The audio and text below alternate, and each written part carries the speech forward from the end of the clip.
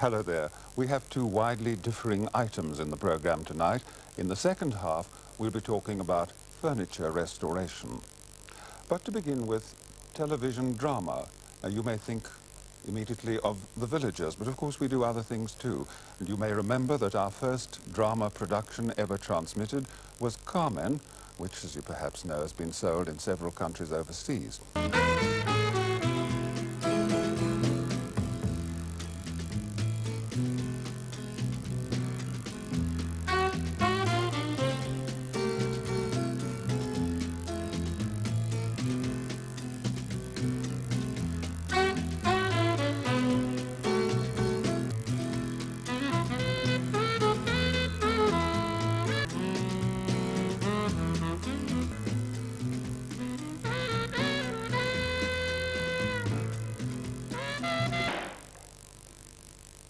I used to hate carpentry at school.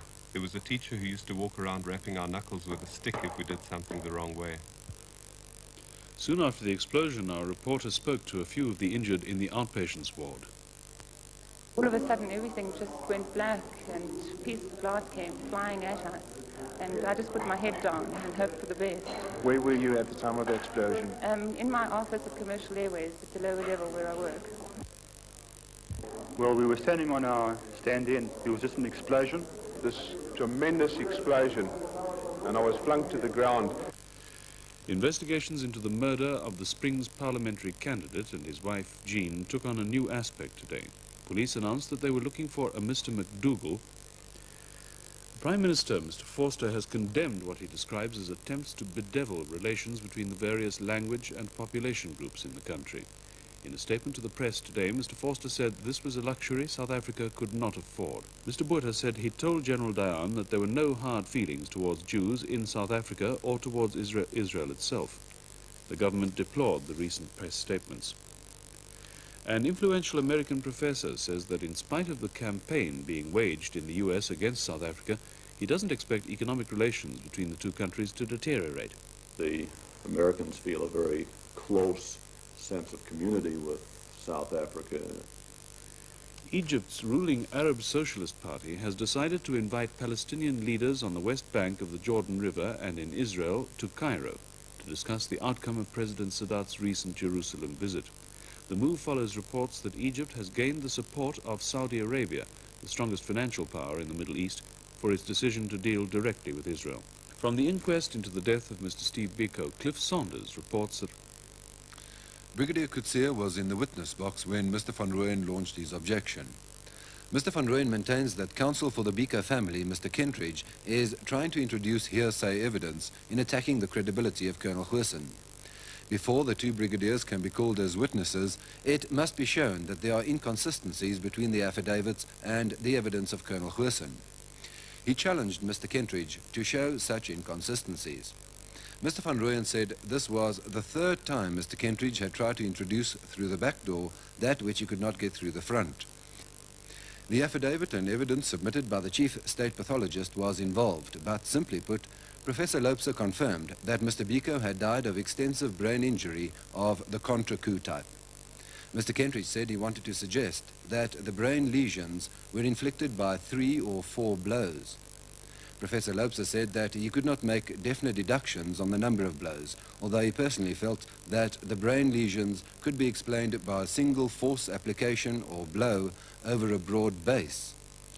Professor Loubser said he could agree only in abstract that the head injuries had been caused by blows from a fist.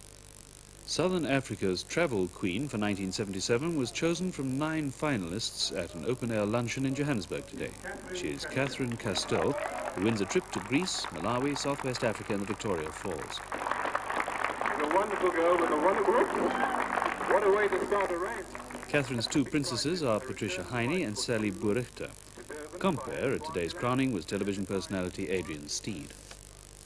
While Air France and British Airways executives acclaimed Tuesday's inauguration of Concorde flights into New York, several hundred people demonstrated against the supersonic jets at Kennedy Airport. One of the leaders of the demonstration put it to a UPI reporter. The fight was still on. No, we haven't lost. We never lose. The American people will never lose because the American people have been fighters all their lives.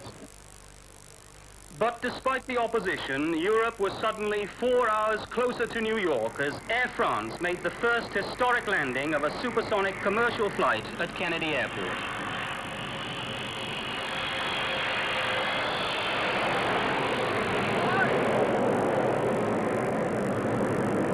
Supersonic transport for fare-paying passengers had at last arrived at New York. And that brings us to the end of this news transmission.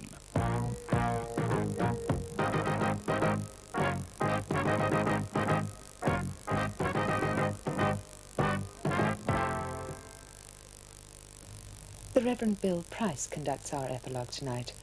From all of us here, good night.